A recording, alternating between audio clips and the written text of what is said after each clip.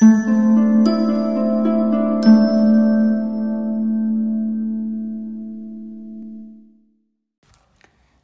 अग्रवाल जी का उपन्यास नया रास्ता, एपिसोड 19।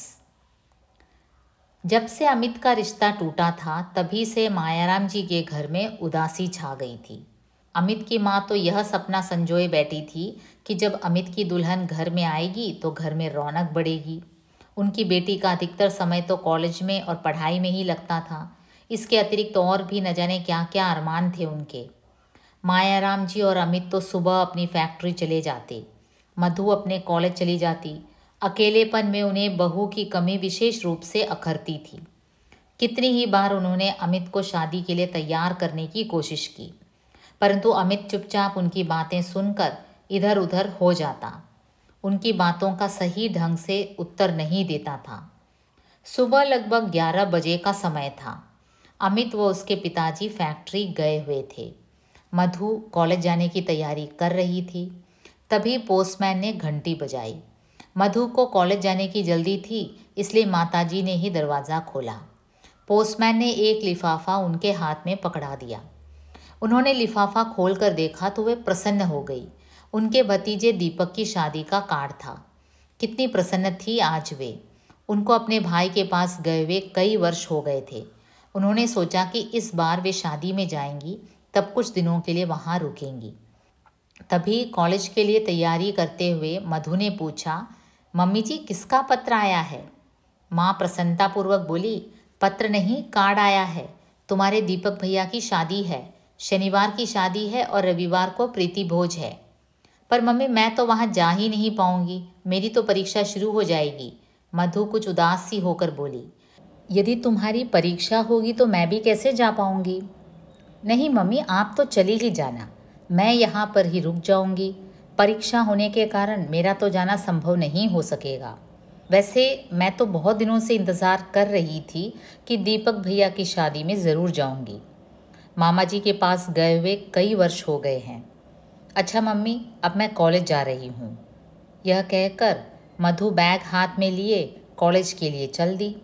माँ इस बात को सोचकर ही बेचैन थी कि वे दीपक की शादी में जा पाएंगी या नहीं। जैसे ही घड़ी में टक टक की आवाज़ हुई, उनका ध्यान घड़ी की ओर गया। घड़ी में दोपहर का 1 बज गया था। दोपहर के भोजन के लिए अमित का घर आने का समय हो गया था। तभी दरवाजे पर घंटी बजी। अमित ने जैसे ही अंदर प्रवेश किया और मेज पर कार्ड रखा देखा तो माँ से बोला, मम्मी आज यह कार्ड कहाँ से आया है?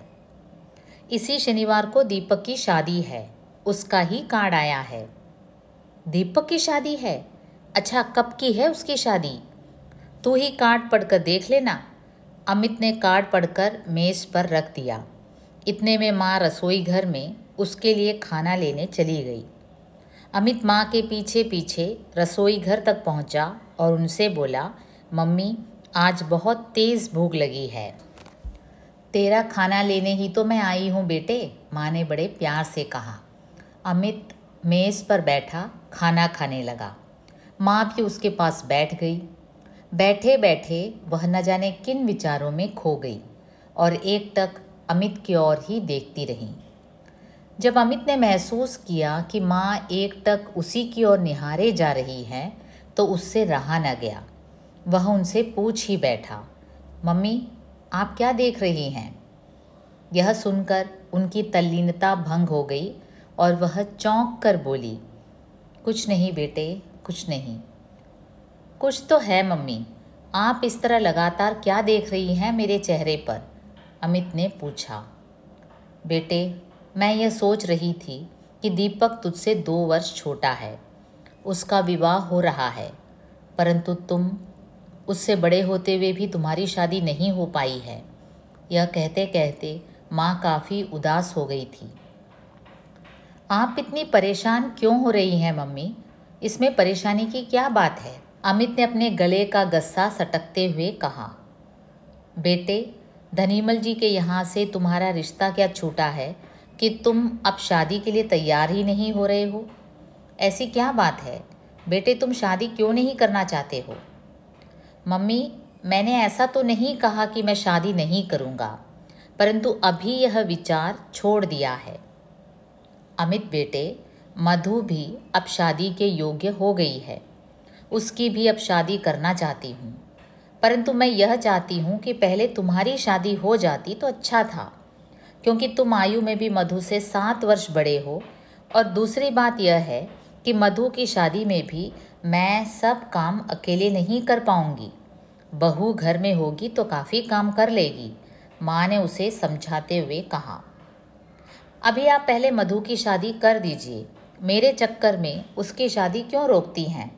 मेरा अभी शादी का कोई इरादा नहीं, अमित ने दृढ़तापूर्वक कहा। तुम्हारी शादी का इरादा क्यों नहीं है, मैं यही तो जानना चाहती हूँ। देख बेटा, अब मुझे दीपक की शादी में कानपुर जाना है। उन दिनों मधु की परीक्षा भी चल रही होगी। अब तुम ही बताओ कि उसे मैं किसके पास छोड़कर जाऊंगी? इस समस्या का समाधान भी हो जाएगा। आप इस बात की अभी से क्यों चिंता करती हैं? यह कहकर अमित अपने काम पर चला गया। माँ अमित के इस व्यवहार से विस्मित सी खड़ी रह गई। उसके व्यवहार में यह परिवर्तन उनकी समझ में नहीं आ रहा था। अमित पहले तो कभी भी उनकी बात को इस तरह से नहीं टालता था, परंतु अब उसे क्या हो गया? अचानक उसके व्यवहार में इतना परिवर्तन कैसे? उसके इस परिवर्तित व्यवहार से उनके मन में अनेक प्रश्न उठने लगे। कहीं अमित ने शादी का विचार तो नहीं त्याग दिया, या फिर हो सकता है कि उसने कोई लड़की पसंद कर ली हो। वे अपनी इसी विचारधारा में तल्लीन थी कि अचानक उनके मस्तिष्क में एक विचार आया कि क्यों न वे सुरेंद्र से जाकर अमित के बारे में बात करें। सुरेंद्र तो अमित का घनिष्ठ मित्र है, शायद वही अमित के विचारों से अवगत हो। इस समय घर में अकेली होने के कारण उनका सुरेंद्र के घर जाना संभव न था, परंतु उन्होंने निश्चय कर लिया कि वे 1-2 दिन में उसके घर अवश्य जाएंगी।